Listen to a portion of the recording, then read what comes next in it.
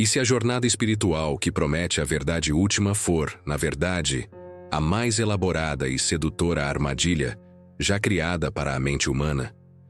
E se um dos filósofos mais rigorosos e destemidos da história pudesse demonstrar, usando apenas a força implacável da razão, que o caminho para a iluminação pode, paradoxalmente, levar a um beco sem saída?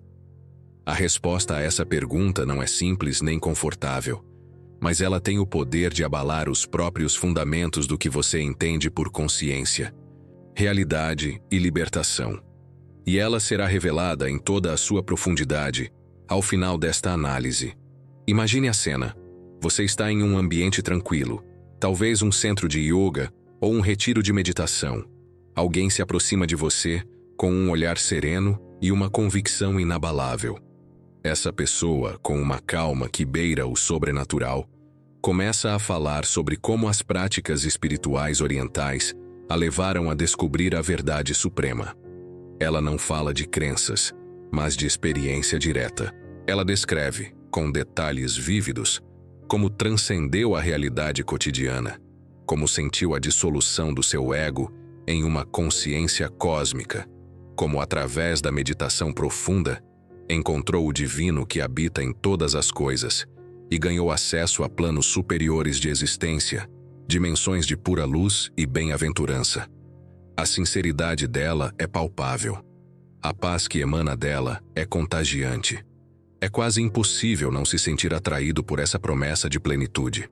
Agora, vamos inserir um elemento perturbador nessa cena. Em um canto da sala, observando silenciosamente, está a figura austera de Baruch Spinoza, o filósofo holandês do século XVII. Um homem que dedicou cada fibra de sua existência não a sentir a realidade, mas a desvendá-la através da mais pura e impiedosa razão. Spinoza, que enxergava o universo como um teorema matemático, perfeito e inteligível, ouve essa conversa com uma atenção penetrante. Qual seria a sua resposta a essa proclamação de transcendência mística? Ele não ofereceria um tapinha nas costas ou um sorriso compreensivo. Ele ofereceria uma resposta que poucos hoje, em nossa era de relativismo e sensibilidade, se atreveriam a expressar em voz alta. Para entender a profundidade de sua réplica, precisamos entender quem foi Spinoza. Ele não era apenas mais um acadêmico em uma torre de marfim. Ele foi um radical, um revolucionário do pensamento. Aos 24 anos, foi expulso da próspera comunidade judaica de Amsterdã, amaldiçoado em um dos mais duros éditos de excomunhão já registrados, por suas ideias consideradas heréticas. Suas obras foram universalmente proibidas, queimadas em praças públicas, censuradas pela Igreja e pelo Estado. Ele viveu uma vida modesta e isolada, polindo lentes para sobreviver, enquanto construía secretamente um dos sistemas filosóficos mais abrangentes e rigorosos da história. E por que tanto medo de suas ideias? Porque ele teve a audácia sem precedentes de aplicar o raciocínio geométrico, a mesma lógica fria e exata usada para provar que os ângulos de um triângulo somam 180 graus, a absolutamente tudo: a política, a psicologia, a ética e, o mais chocante de tudo, a Deus, a religião e as práticas espirituais. Quando ousamos aplicar o bisturi lógico de Spinoza ao corpo do hinduísmo, especialmente a sua versão popularizada no Ocidente, descobrimos verdades incômodas, verdades que a multibilionária indústria espiritual contemporânea tem todo o interesse em manter cuidadosamente ocultas. Vamos começar pelo conceito central do hinduísmo, aquele que serve como principal porta de entrada e que mais seduz a mente ocidental moderna, tão faminta por conexão em um mundo fragmentado. A ideia de que somos todos um. A noção de que existe uma consciência universal, uma alma cósmica chamada Brahman, que é a realidade última e absoluta, a fonte da qual tudo emerge e para a qual tudo, eventualmente, retorna. Nossas almas individuais, ou Atman, são meramente fragmentos ou reflexos desse Brahman. A jornada espiritual, portanto, é o processo de perceber essa identidade. Atman é Brahman. Parece profundo, poético e imensamente consolador, não é mesmo? É um antídoto perfeito para a solidão e a insignificância que assombram a existência moderna.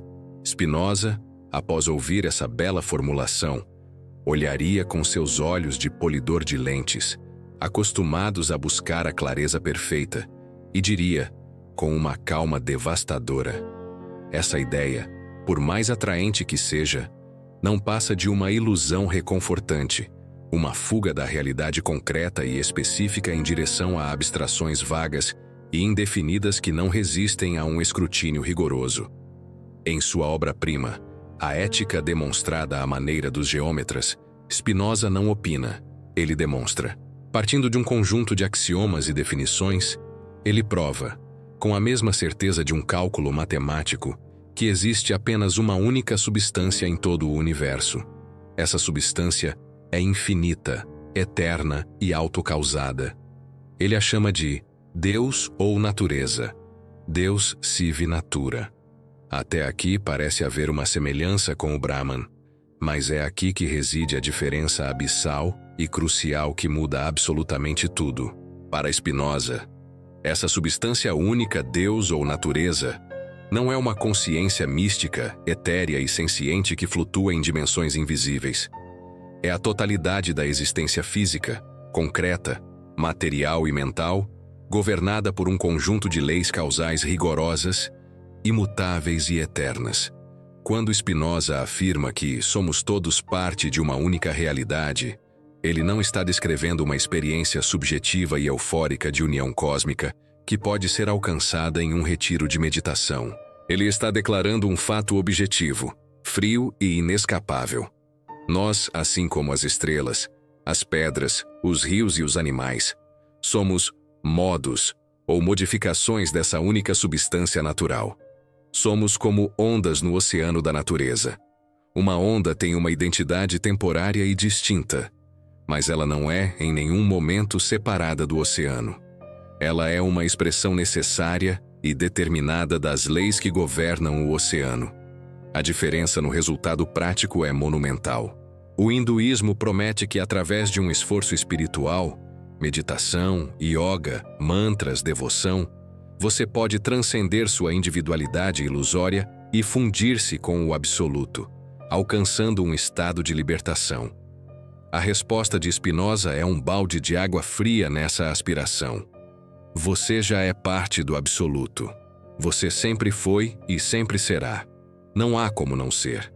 Mas não há absolutamente nada de místico ou especial nisso. Você é uma expressão necessária e determinada da natureza, governada exatamente pelas mesmas leis que governam a queda de uma pedra, o crescimento de uma planta ou a órbita de um planeta. Não há transcendência porque não há nada a transcender. Não há uma realidade superior para a qual escapar. Existe apenas a imanência, a realidade presente, aqui e agora, em toda a sua complexidade causal. É na análise das doutrinas do karma e da reencarnação que a crítica de Spinoza se torna verdadeiramente cortante e perturbadora para os seguidores do hinduísmo moderno. O hinduísmo ensina que suas ações, karma, geram consequências inevitáveis que se estendem não apenas por esta vida, mas por múltiplas existências. Você está, neste exato momento, colhendo os frutos, bons e maus, de ações realizadas em vidas passadas, das quais não tem a menor lembrança. O seu sofrimento atual, seja ele pobreza, doença ou desilusão, é uma forma de justiça cósmica, o pagamento de uma dívida antiga. A esperança reside na possibilidade de se libertar desse ciclo interminável de nascimentos e mortes, samsara, através de práticas espirituais e acumulação de bom karma, para finalmente alcançar o moksha, a libertação final. Spinoza, com sua mente focada em causas e efeitos verificáveis, olharia para essa complexa arquitetura doutrinária e não veria um sistema de justiça divina, mas sim uma das mais sofisticadas e eficazes formas de controle psicológico e social já inventadas pela humanidade. Por que ele chegaria a uma conclusão tão dura? Por duas razões principais, baseadas em sua análise da psicologia humana. Primeiro, a doutrina do karma transfere a responsabilidade pelo sofrimento presente de causas concretas e investigáveis para ações hipotéticas e inverificáveis em vidas passadas. Se uma pessoa vive na miséria, a doutrina do karma sugere que isso é uma consequência justa de seus atos passados. Isso desvia a atenção das verdadeiras causas da pobreza: sistemas econômicos exploradores, falta de oportunidades, injustiça social. Se alguém sofre de uma doença crônica, a explicação kármica impede uma investigação rigorosa de suas causas genéticas, ambientais ou de estilo de vida.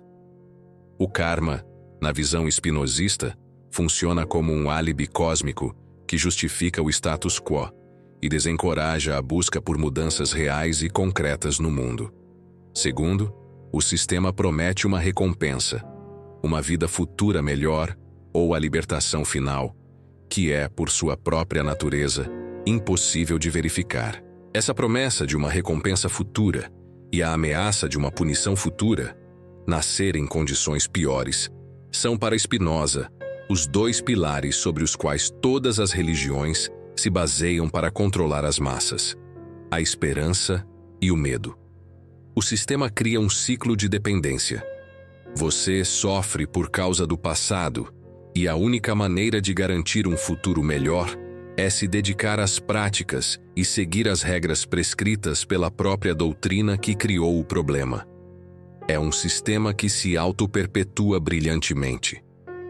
Do ponto de vista espinosista, o karma é uma explicação pseudocientífica para fenômenos que têm causas naturais perfeitamente identificáveis, mesmo que complexas.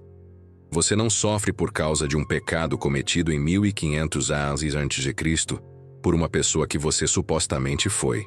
Você sofre porque seu corpo e mente, como partes finitas da natureza, são constantemente afetados por uma infinidade de forças externas, porque suas paixões e desejos entram em conflito com a realidade, e porque você ainda não compreendeu adequadamente a cadeia de causas e efeitos que determina sua existência. A solução, portanto, não pode estar em rituais ou disciplinas espirituais que visam a um futuro hipotético. A solução reside no aqui e agora, no conhecimento racional e claro dessas causas. Na ética, Spinoza distingue 3 tipos de conhecimento. O primeiro tipo é o conhecimento por ouvir dizer e experiência vaga, incluindo a maioria das crenças religiosas. O segundo é o conhecimento racional, baseado na lógica e na compreensão das relações de causa e efeito. O terceiro é o conhecimento intuitivo, uma compreensão direta e profunda de como as coisas se seguem necessariamente da natureza de Deus, natureza. Para ele, todas as doutrinas religiosas, incluindo karma e reencarnação, pertencem ao primeiro tipo de conhecimento, inadequado, confuso e fonte de paixões tristes como o medo e a falsa esperança. A verdadeira libertação, a verdadeira salvação, só pode vir através do segundo e terceiro tipos de conhecimento, que nos permitem compreender nosso lugar na ordem natural e agir de acordo com essa compreensão. Neste ponto, uma objeção forte e legítima surge. Mas e as experiências, Spinoza? E as milhões de pessoas ao longo dos séculos que relatam estados de paz profunda, êxtase, transformação pessoal radical e insights místicos profundos através de práticas como a meditação hindu? Tudo isso é apenas uma ilusão? Spinoza, sendo um observador agudo da natureza humana, não negaria a realidade dessas experiências subjetivas.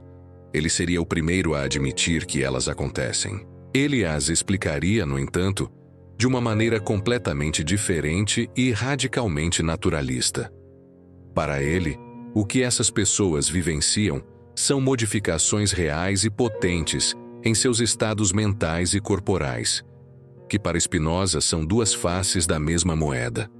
A meditação, por exemplo, é uma técnica poderosa. Quando praticada de forma consistente, ela pode, de fato, alterar padrões neurais, acalmar a amígdala, o centro do medo no cérebro, fortalecer o córtex pré-frontal, associado ao foco e à tomada de decisões, reduzir os níveis de cortisol, o hormônio do estresse, e aumentar a produção de neurotransmissores associados ao bem-estar, como a serotonina e as endorfinas. O que a pessoa sente, uma sensação de calma, clareza, desapego e, por vezes, euforia, é uma experiência neuroquímica perfeitamente real. O problema para Spinoza não está na experiência em si, mas na interpretação que se dá a ela. O erro fatal ocorre quando essas mudanças subjetivas, que têm causas naturais e identificáveis, são interpretadas através do filtro de uma cosmologia sobrenatural e não científica. A pessoa sente uma alteração real e poderosa em sua consciência, e por não ter uma explicação naturalista para ela, imediatamente a atribui a causas transcendentais. Eu me conectei com Brahman. Minha energia Kundalini despertou. Eu acessei um plano superior de consciência. A analogia que Spinoza poderia usar é a de alguém que consome uma substância psicoativa pela primeira vez. A pessoa pode ter visões incrivelmente vívidas, sentir que está viajando por outras dimensões, conversar com entidades cósmicas. A experiência sensorial e emocional é 100% real para quem a vive. No entanto, uma análise racional nos diria que essa pessoa não visitou de fato outras dimensões.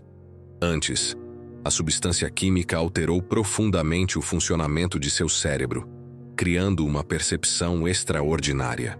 A experiência é real, mas a interpretação, eu sou um viajante interdimensional, é fantasiosa. Spinoza argumentaria que o hinduísmo, como outras religiões, capitaliza essa lacuna entre a experiência e a explicação.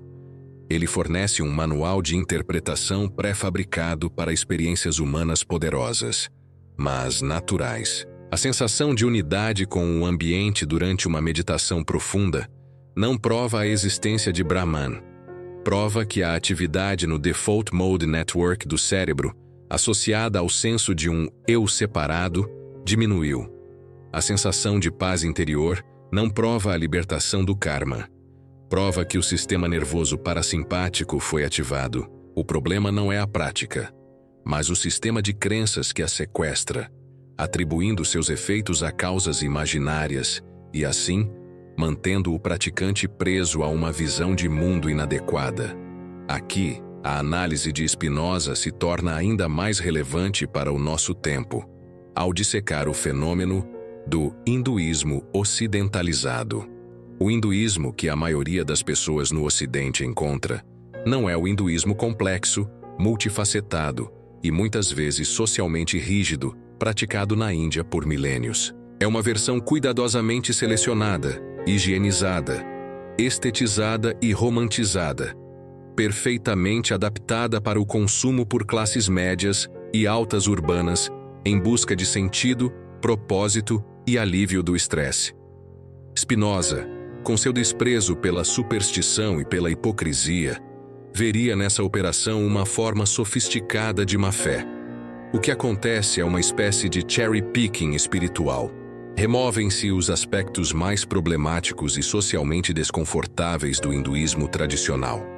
O rígido sistema de castas, historicamente justificado pela doutrina do karma, a subjugação tradicional das mulheres em certas escolas, a aceitação da pobreza e da injustiça social como consequências naturais e justas do karma. O que resta são apenas os elementos que soam atraentes e são facilmente comercializáveis para os consumidores espirituais modernos. A prática fisicamente benéfica da yoga, as técnicas de relaxamento da meditação, conceitos vagos e poéticos sobre energia, vibrações, consciência e unidade cósmica. O consumidor moderno quer os benefícios psicológicos e fisiológicos da prática, mas não quer enfrentar as implicações lógicas e éticas do sistema de crenças que historicamente a sustenta. Querem se sentir especiais, iluminados, espirituais e conectados a algo superior, mas não querem aceitar que, se a doutrina do karma for levada a sério, a desigualdade e o sofrimento no mundo são, de alguma forma, cosmicamente justificados e merecidos. A crítica de Spinoza a esse respeito seria profunda. Tomemos o conceito hindu de Maya, a ideia de que o mundo material é, em última análise, uma ilusão. No Ocidente, isso é frequentemente apresentado como uma ideia profundamente libertadora. Não se apegue ao mundo material, pois ele é ilusório.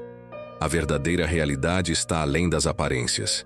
Spinoza faria a pergunta cortante: libertadora para quem? Para a pessoa que tem o privilégio financeiro e social de poder se dar ao luxo de ver a pobreza, a doença, a fome e a injustiça como ilusões cósmicas, ou para aqueles que sofrem concretamente com essas condições todos os dias? Para Spinoza, essa ideia não é libertadora, é um anestésico social. Mais profundamente, na proposição 15 da parte 1 da Ética, Spinoza estabelece que tudo o que existe, existe em Deus, e nada pode existir nem ser concebido sem Deus. Lembre-se, para ele, Deus é a natureza, a totalidade da realidade física. Isso significa que a realidade material não é uma ilusão a ser transcendida, é a própria expressão da divindade. Tratar a matéria, o corpo, o mundo concreto, como uma ilusão inferior é, para Spinoza, uma forma de negar e desprezar a própria divindade. Aqui encontramos uma das mais profundas ironias da crítica spinozista. O hinduísmo, que se apresenta como uma religião de união com o divino, na verdade nos separa do divino, ao nos ensinar que a realidade concreta onde vivemos é ilusória. Spinoza, que muitos consideram um ateu, nos reconecta radicalmente com o divino ao demonstrar que a natureza física, em toda a sua glória e brutalidade, é a única e verdadeira manifestação de Deus. Spinoza, sendo um pensador eminentemente prático, não descartaria as práticas em si. Ele não diria, a yoga não funciona, ou a meditação é inútil. Pelo contrário, ele as analisaria para entender por que elas funcionam, separando rigorosamente a técnica eficaz da explicação mística que a acompanha. A yoga, despida de sua complexa cosmologia sobrenatural, é, em sua essência, uma forma extraordinariamente sofisticada de exercício físico e mental, que combina movimento, asanas, técnicas de respiração, pranayama, e concentração, dharana. Spinoza veria que os asanas melhoram a flexibilidade, a força e a circulação, que o pranayama regula o sistema nervoso autônomo, acalmando a resposta de luta ou fuga, e que a concentração treina a mente para focar. Os benefícios para a saúde física e mental são reais, observáveis e explicáveis por causas naturais. Mas esses benefícios não provam de forma alguma a existência de centros de energia sutis, chakras, de uma energia cósmica adormecida na base da espinha, Kundalini, ou de um corpo astral. Eles provam apenas que certas combinações de movimento, respiração e atenção afetam positivamente o nosso organismo. Da mesma forma, a meditação, vista através das lentes de Spinoza, é uma prática de treinamento da atenção concentrada. É um método para observar os padrões habituais da mente, os pensamentos, as emoções, os impulsos, sem se identificar com eles. Isso pode reduzir a ansiedade, melhorar a concentração e fornecer insights profundos sobre os próprios processos mentais. Mas esses efeitos têm explicações neurológicas e psicológicas perfeitamente naturais. Eles não requerem a postulação de estados alterados de consciência, que transcendem a realidade física. Spinoza iria ainda mais longe.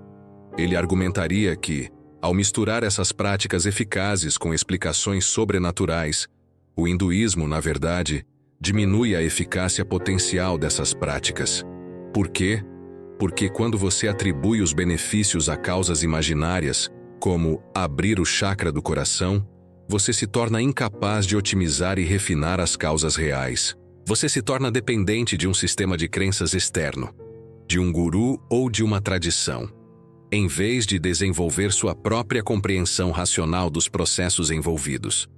Você poderia, por exemplo, Descobrir que um tipo específico de respiração é mais eficaz para a sua ansiedade.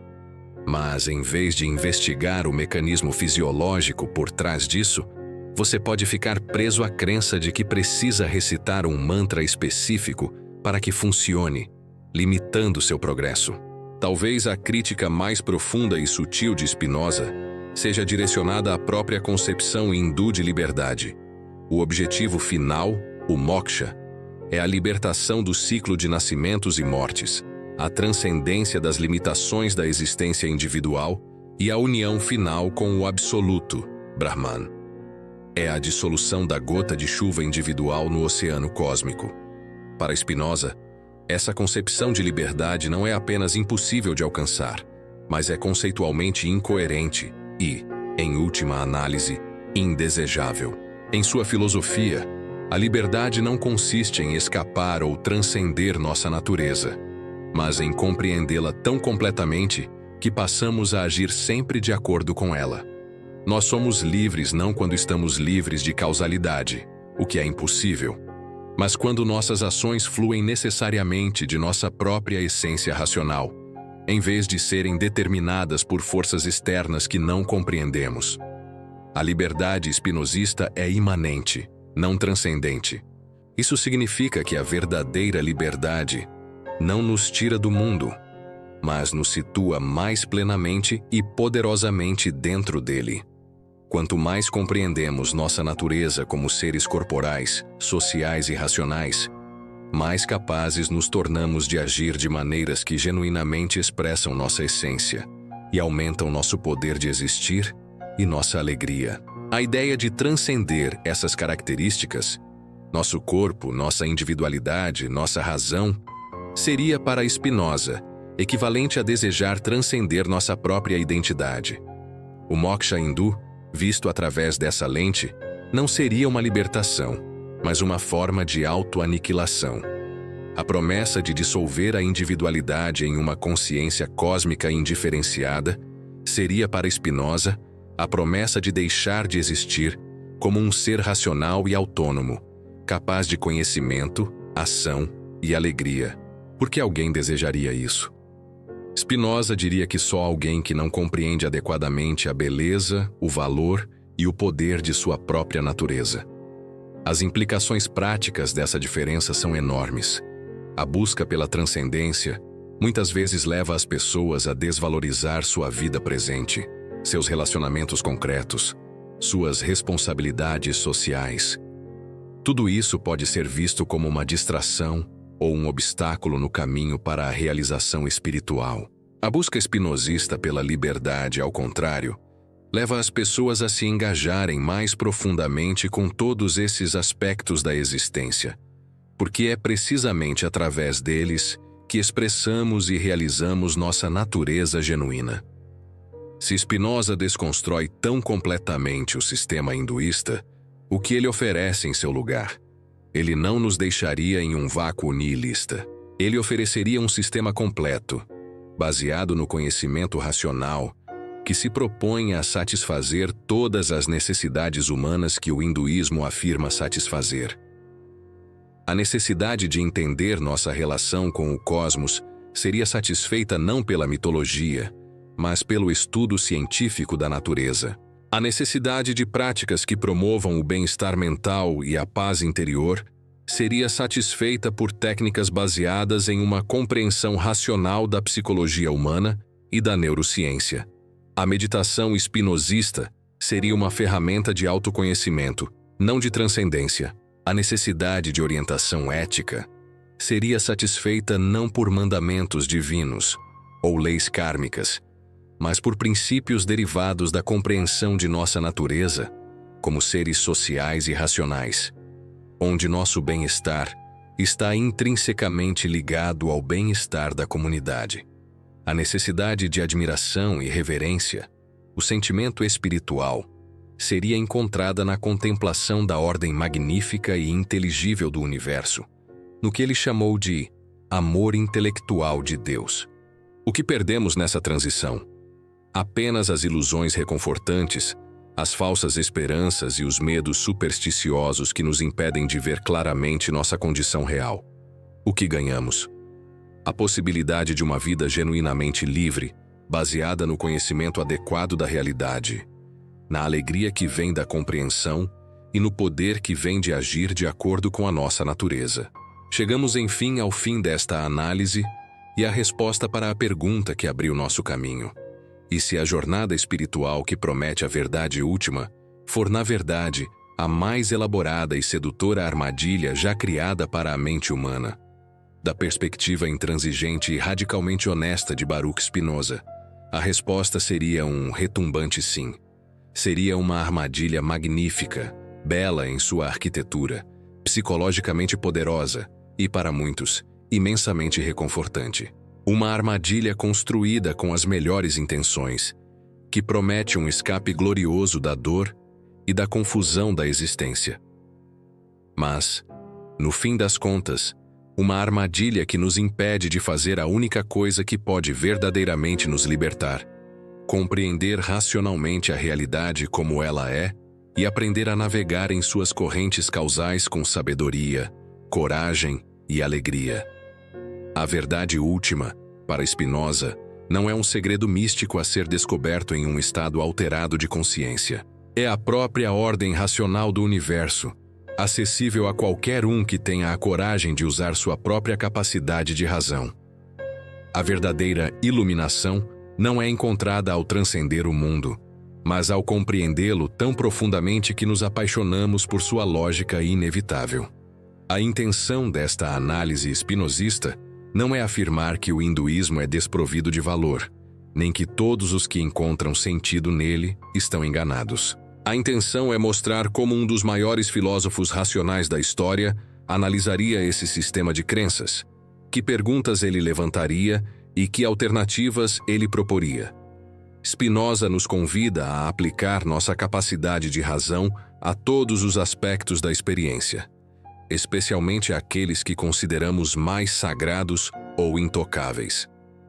No final, cada pessoa deve usar sua própria capacidade de julgamento para decidir quais aspectos desta análise fazem sentido. Essa é, aliás, a atitude mais espinosista possível.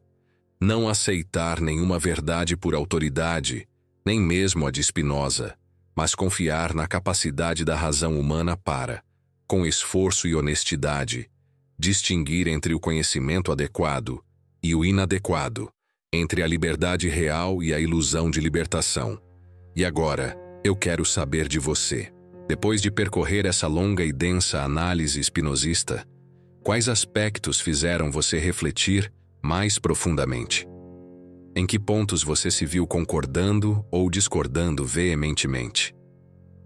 Qual é a sua visão sobre a complexa relação entre práticas espirituais, experiências subjetivas e conhecimento racional? Deixe suas reflexões nos comentários.